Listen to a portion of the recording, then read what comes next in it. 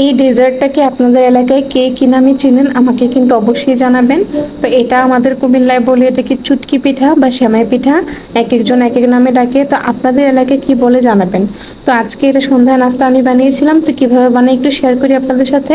প্রথমে এখানে আমি গরুর দুধ জাল করে নিয়েছি, আপনারা চাইলে যে কোনো প্যাকেটের দুধও ইউজ করতে পারেন। তো আমার বাসাতে গরু আছে, গরুর দুধ আছে, তো আমি এটাই ইউজ করলাম। আর অন্য পাশে আমি শুকনো খোলার মধ্যে যে সেমাইটা রান্না করছি সেই সেমাইটা একটু শুকনো খোলা টেলে নিয়েছি, তারপর ডিরেক্ট আমি দুধের মধ্যে দিয়ে দিয়েছি। আগে থেকে আমি দুধের মধ্যে এলাচ, দারচিনি, একটুখানি লবণ আর চিনি দিয়ে জাল করে নিয়েছিলাম। তো এবার সেমাইটা দিয়ে সুন্দর করে জাল করে নিচ্ছি। 10 থেকে 12 মিনিট জাল করার পরই এরকম একটা কনসিস্টেন্সি তৈরি হয়ে গিয়েছে। তো এই যে সেমাইটা কিন্তু প্রায় রেডি হয়ে গিয়েছে, ঠান্ডা হলে আরেকটু ঘন হয়ে যাবে। তো ঠান্ডা হওয়ার পর এই যে চুলা থেকে আমি নামিয়ে নিয়েছি, এখন ঠান্ডা হয়ে গিয়েছে প্রায়। এই যে এখন আরও ঘনত্বটা বেড়ে যাচ্ছে। তারপর আমি নিয়ে নিয়েছি একটা সার্ভিং ডিশে। এবার দিয়ে দিচ্ছি কিছু ড্রাই ফ্রুটস, এখানে কিশমিশ আর বাদাম দিয়ে দিয়েছি আমি।